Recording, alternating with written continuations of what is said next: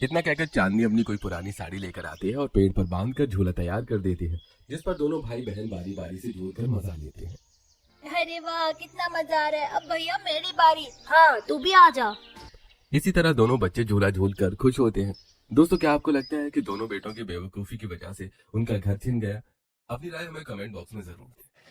3-4 दिन गुजर जाते हैं, वो लोग आराम से रहते हैं, लेकिन बारिश आने पर उनका मिट्टी का चूल्हा टूट जाता है और आंधी चलने से खाना भी बर्बाद हो जाता है। ओहो, इस आंधी ने तो सब बर्बाद कर दिया। काश हमारे पास कोई ऐसी रसोई होती जहाँ इतना नुकसान नहीं झेलना पड़ता। अगर तिरपाल लगा कर भी कर दे तो कोई फायदा ही नहीं, हवा से सब बर्बाद हो जाना है। अरे बहुत हवा चल रही है, पकड़ो पकड़ो चांदनी, अनीता ये साड़ी उड़ जाएगी। हाँ दीदी पकड़ रखा है, हमारे पास और भी कपड़े हैं। दरअसल तीनों बहू ने धोकर कपड़े सुखाए होते हैं। आंधी के चक्कर में कपड़ों को पकड़ लेती है। इतने में ही छोटी बहू पीछे होती है। पेड़ के खोखली हिस्से में उसका हाथ फंस जाता है। आह, ये मेरा हाथ कहाँ फंस गया? दीदी ये पेड़ में इतना बड़ा छेद क्यों है? मौसम थम जाता है। संध्या चांदनी जाकर उसका हाथ निकालती है। शुक्र है दीदी बच गई, लेकिन पेड़ के अंदर इतनी खाली जगह कैसे है? संध्या अपना हाथ उस पेड़ के अंदर डालने की कोशिश करती है तो और चूरा चूरा सा गिर जाता है। फिर लालटेन जलाकर अंदर झांकती है। अरे बहू तू पागल हो गई है क्या? क्या पगलैती कर रही है? अरे वाह, जो मैं सोच रही थी वही हुआ। संध्या के एकदम चिल्लाने से सास बहू तीनों डर जाती हैं। अरे दीदी आराम से आराम से, आप तो हार्ट अटैक लाकर मानोगी। क्या हो गया, इतनी खुश क्यों हो? पेड़ के अंदर भूत दिख गया क्या? क्या चांदनी तुम भी कैसी बातें करती हो? पेड़ के अंदर भूत देखने से मैं खुश होती या तुमको डरा देती? डराया तो आपने हमको अभी भी है, लेकिन बात तो बताओ खुश होने की। बात यह है कि हमें अपनी रसोई अंदर बनाने के लिए एक ऐसी जगह चाहिए थी, वो मिल गई। इस पेड़ के अंदर हम अपनी रसोई बनाएंगे, क्योंकि ये पेड़ अंदर से बहुत खोखला और बड़ा है। और अनीता तुम ऐसा नहीं करती तो मुझे पता कैसे चलता। चलो आओ इसे साफ करो, अंदर रसोई बनाते हैं अब। ये तो बहुत ही खुशी की बात है दीदी, चलो काम पर लग जाते हैं। ओह, तो ऐसा क्या? अब तीनों बहू मिलकर पेड़ के खोखले हिस्से में अंदर जाती हैं और वहां की सफाई करके कीड़े मकोड़े की जाले हटा देती हैं।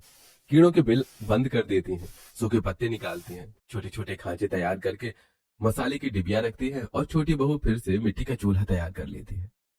अरे ये क्या हो रहा है? बेटा पेड़ के घर की सफाई हो रही है। दीदी ये जगह अंदर से तो बहुत बड़ी है, यहाँ बैठकर खाना भी बन सकता है और बच्चे खा भी सकते हैं, लेकिन लकड़ी का धुआं बाहर कैसे जाएगा? ऐसे तो हमें घुटन हो जाएगी। उसका जुगाड़ भी है मेरे पास, मैं अभी आई। चांदनी बाहर निकलकर आसपास के पेड़ों से बांस का पाइप ढूंढ के लाती है और उसको पाइप के जैसा इस्तेमाल करके चूल्हे के ऊपर वाली जगह पर पेड़ में गड्ढा करके लगा देती है, जिससे कि बाहर की ओर सारा धुआं चला जाए। वाह, आखिर हम तीनों ने मिलकर अपने पेड़ घर की रसोई तैयार कर ली। अब बच्चों के लिए पेड़ घर तैयार करना है, वो भी तुम तीनों मिलकर कर दोगी, मुझे अच्छे से पता है। तीनों बहू अपने पेड़ घर की रसोई में खाना बना रही होती हैं कि जंगल से लकड़ी लेने के लिए पूजा और वंदना निकलते हैं। तब गरीब बहुओं को देखकर, ओहो, तो तुम तीनों बहुएं यहाँ रह रही हो जंगल के अंदर छुपकर? देखो देखो, ये लोग एक पेड़ घर के अंदर रहने वाले हैं। 4 दिन में कल ठिकाने आ जाएगी।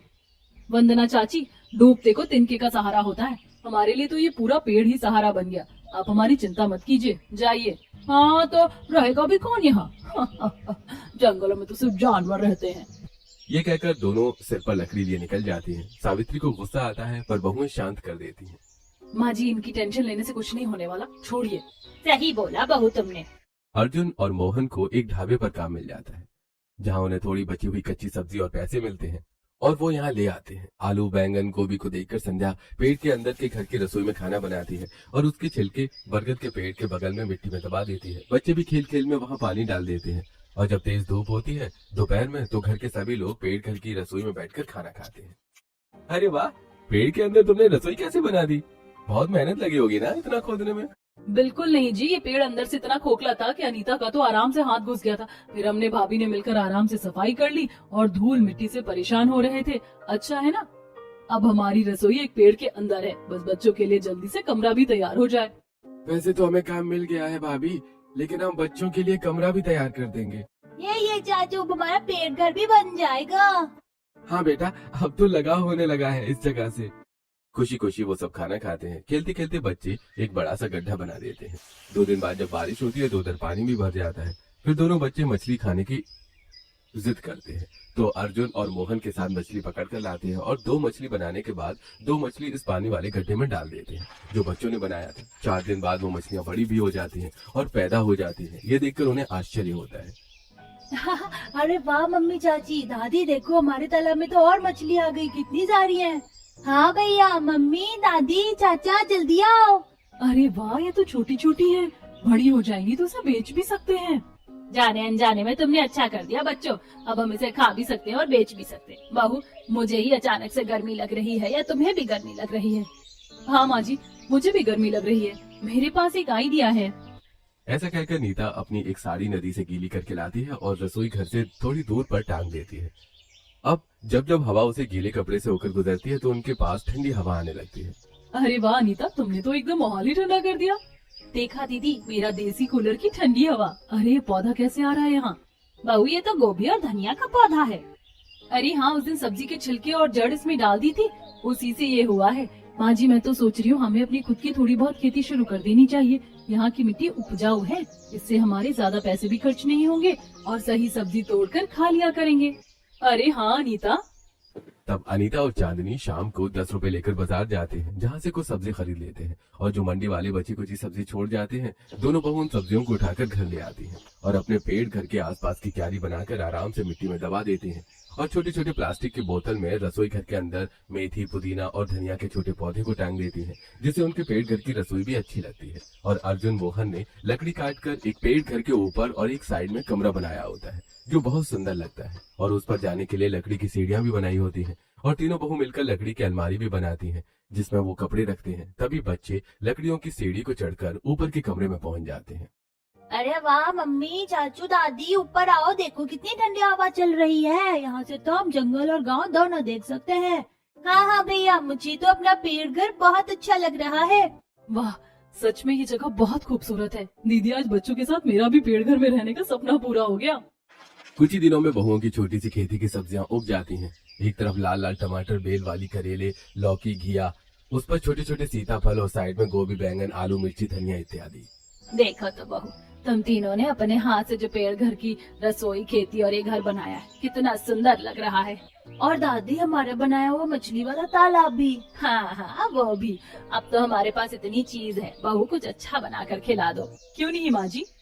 तब तीनों बहू अपनी सुंदर सी रसोई में एक तरफ मछली के पकौड़े तो दूसरी तरफ आलू, बैंगन, टमाटर, गोभी की मिक्स सब्जी बनाती हैं और साथ में गरम गरम फुलके और चावल। और ये देखो, हमारे पास पैसे थे तो हम बूंदी और लस्सी भी ले आए हैं, अब इसे भी बना कर दे दो। अरे वाह, आज तो पार्टी हो गई। अब सब मजे से खाना खा रहे थे। वाह, कितने दिनों बाद ऐसा बढ़िया खाना खाया है। सच में भाभी, आपके हाथ की मछली पकौड़ा बहुत अच्छा है। मुझे तो मिक्स वेज भी बहुत अच्छी लग रही है। देवर जी, हमने धीरे धीरे इतनी सब्जी उगा ली और मछलियाँ भी हैं कि आप दोनों आराम से बेच सकते हैं। अब कहीं और काम करने की जरूरत नहीं है, क्योंकि 100-200 रुपए ही मिलते हैं दिन का। हाँ भाभी, आप ठीक कह रही हो।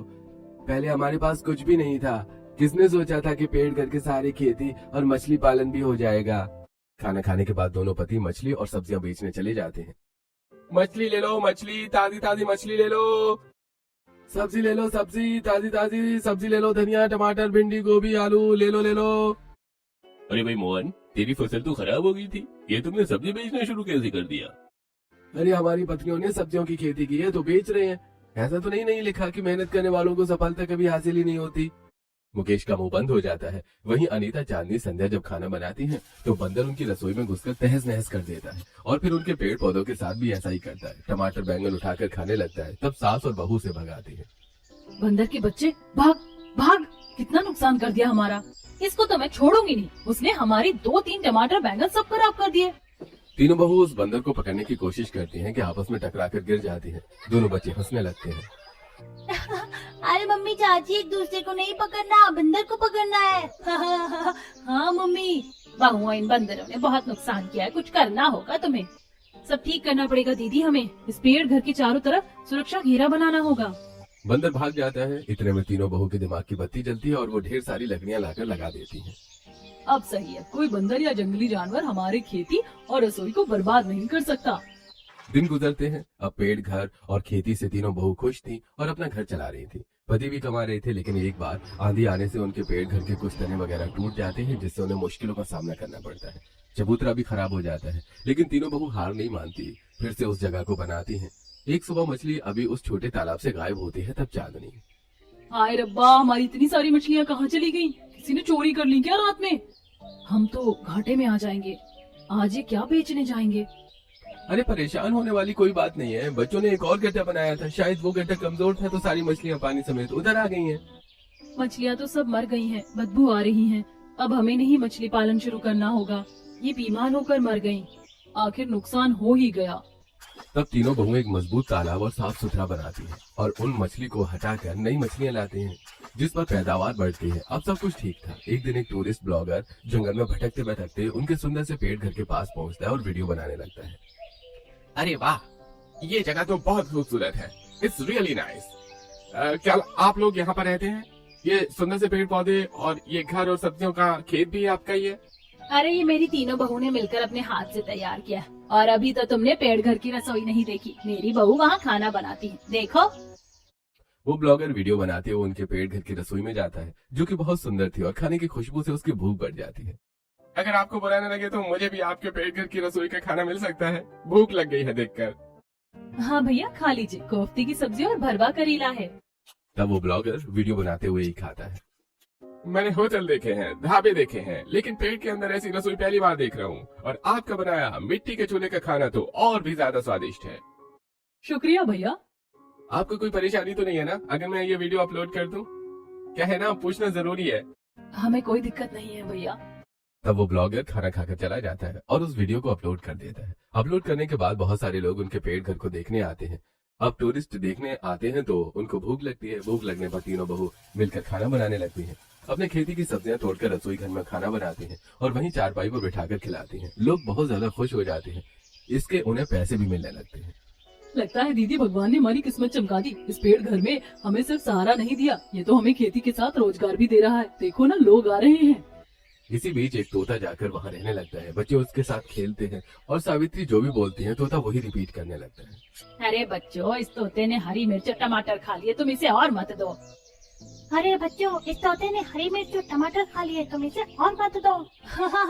अरे दादी, तोता आपकी नकल कर रहा है। अरे दादी, ये तो आपकी नकल कर रहा है। अरे ये तो सबकी नकल करता है। तोता हर किसी की नकल उतार कर सभी लोगों को हंसाता रहता है। वहीं दोनों पति भी ज्यादा कस्टमर के लिए अब टेबल कुर्सी लगा देते हैं। लोग वहाँ आकर खाना खाते हैं। अरे वाह, सच में वीडियो में जैसा देखा तो उससे भी कहीं ज्यादा सुंदर लग रहा है आपका पेड़ घर। और ये खेती है, तालाब, ये झूला बहुत अच्छी वाइब दे रहा है। आपके हाथ का खाना भी बहुत अच्छा है। और क्या क्या है? हमारे पास फिश करी, चावल, बैंगन आलू की सब्जी, मिक्स वेज, बिरयानी सब है। ठीक है, आप ले आओ और मुझे कुछ ठंडा भी चाहिए। ठीक है, आप ले आओ और मुझे कुछ ठंडा भी चाहिए। अरे ये कौन बोला?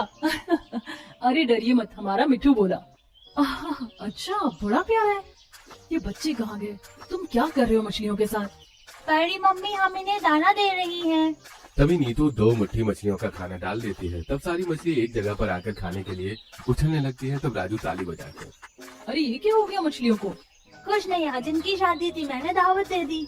सभी लोग हंसने लगते हैं। तभी वंदना आकर, ओहो, तुम्हारा तो अच्छा खासा होटल खुल गया, सही है। अब खुश तो हो गए तुम लोग। जाके पाओ न फटी बेवाई, वो कहा जाने पीर पर आई। ये सुनकर वंदना उल्टे पांव चली जाती है। तीनों बहू आई कस्टमर को अपने पेड़ घर की रसोई में बिठाकर खाना खिलाती है। आसपास खेत होने की वजह से माहौल एकदम ठंडा और खुशनुमा रहता है। इसी तरह उनका काम चलता रहता है। लोग दूर दूर से उनके पेड़ घर के ढाबे का खाना खाने आते हैं। बच्चे स्कूल जाते हैं। आर्थिक स्थिति खत्म हो जाती है, पैसे आने लगते हैं, लेकिन वो अपने इस पेड़ घर में आराम से रहते हैं। लेकिन जब सरकारी वन अधिकारी को उनके बारे में पता चलता है तो वो वहाँ पर पहुंच जाते हैं। देखिए, वन संरक्षण की तरफ से आपको सूचित किया जाता है।